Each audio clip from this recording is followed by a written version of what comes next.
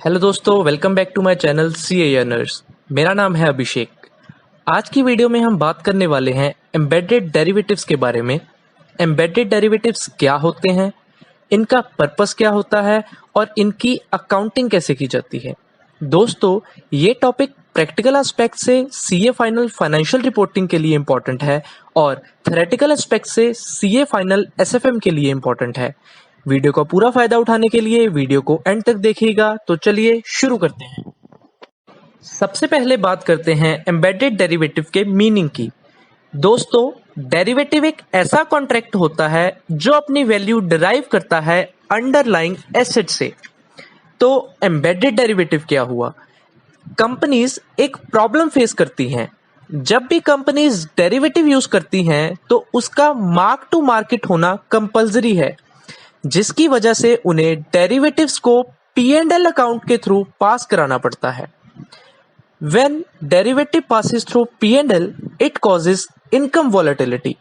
अब income volatile होने से P&L पर अफेक्ट तो पड़ता है, लेकिन इस वॉलेटिलिटी का डायरेक्ट अफेक्ट पड़ता है कंपनी के शेयर्स के प्रति शेयर होल्डर्स के पर्सपेक्टिव पर।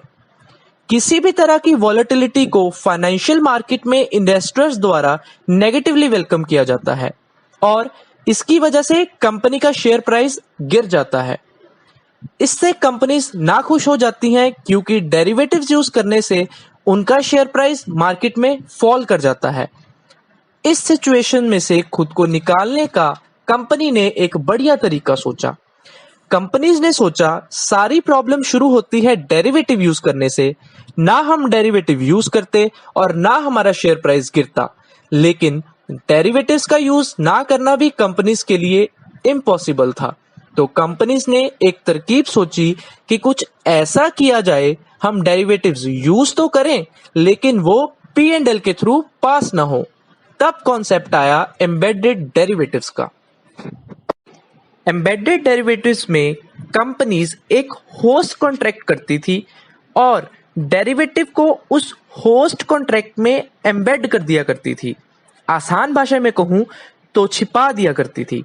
Thus, embedded derivative is a derivative which is hidden inside a host contract, the purpose of which is to escape itself from mark to market and passing through profit and loss account. ये सब बातें जो हमने theoretically की, आइए इन्हें एक practical example से अंडरस्टैंड करते हैं और एम्बेडेड डेरिवेटिव्स की अकाउंटिंग भी इसी एग्जांपल के द्वारा समझते हैं। दोस्तों, एक कंपनी है ए लिमिटेड जिसने 1 करोड़ का लोन लिया 1/4/2019 को। इस लोन का रेट ऑफ इंटरेस्ट है 9% और लोन एग्रीमेंट की टर्म है 5 इयर्स। ये हो गया होस्ट कॉन्ट्रैक्ट।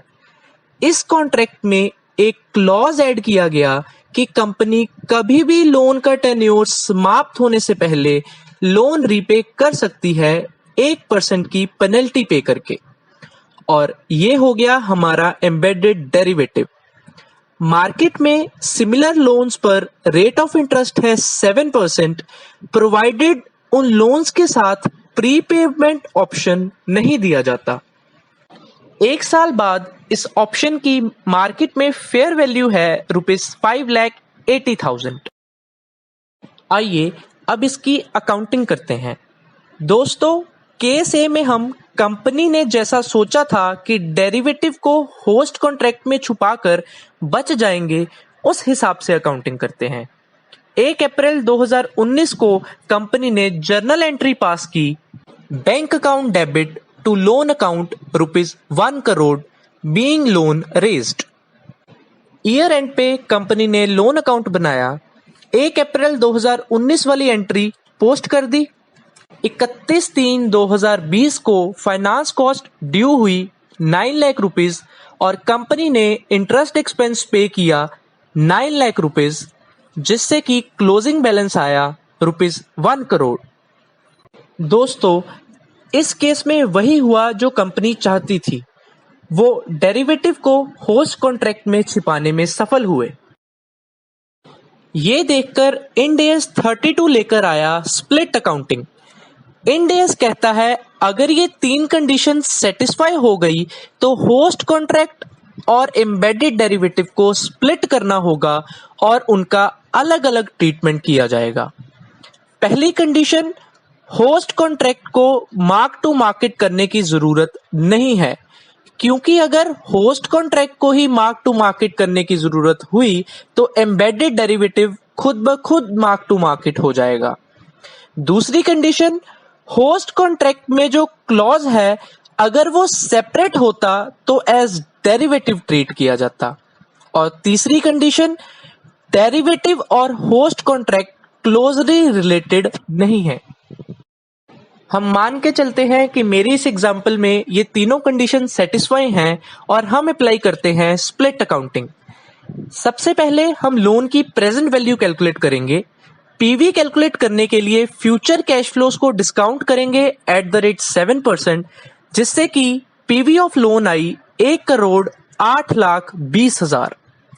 दोस्तों, हमने लोन लिया 1 करोड़ का, जिसकी पीवी है 1,08,20,000, जिसका मतलब इसमें 1 करोड़ का लोन है और 8,20,000 उस प्रीपेमेंट ऑप्शन की वैल्यू है जो हमने इस लोन अकाउंट के साथ परचेज किया। हमने यहां होस्ट कॉन्ट्रैक्ट और एम्बेडेड डेरिवेटिव को सेपरेट कर दिया। 1 अप्रैल 2019 को कंपनी जर्नल एंट्री पास करेगी। Bank account debit 1 crore, pre payment option account debit 8,20,000 to loan account 1,08,20,000 being loan raised and pre payment option purchased. Year end पे हम लोन अकाउंट बनाएंगे। 1 अप्रैल 2019 की एंट्रीज पोस्ट कर देंगे। 31/3/2020 को फाइनेंस कॉस्ट ड्यू हुई 7,57,400। Company ने इंटरेस्ट एक्सपेंस पे किया ₹9 लाख और बैलेंसिंग फिगर आ गया 1,67,07,400। और प्री पेमेंट ऑप्शन अकाउंट में हमने 1 अप्रैल 2019 की एंट्री पोस्ट कर दी। और दोस्तों, हमें क्वेश्चन में दिया गया है कि ईयर एंड पर इस ऑप्शन की फेयर वैल्यू है ₹5,80,000, जिससे कि हमें इस ऑप्शन पर लॉस हो गया ₹2,40,000 का, जो कि हम ट्रांसफर कर देंगे प्रॉफिट एंड लॉस अकाउंट में। दोस्तों, स्प्लिट अकाउंटिंग अप्लाई करने से embedded derivative P&L account escape नहीं कर पाया, जिससे कि P&L अकाउंट में हमने लॉस रिकॉर्ड किया ₹2,40,000 और इसी लॉस के कारण P&L में इनकम वॉलेटिलिटी होगी और जिससे कंपनी का शेयर प्राइस शेयर मार्केट में गिर जाएगा।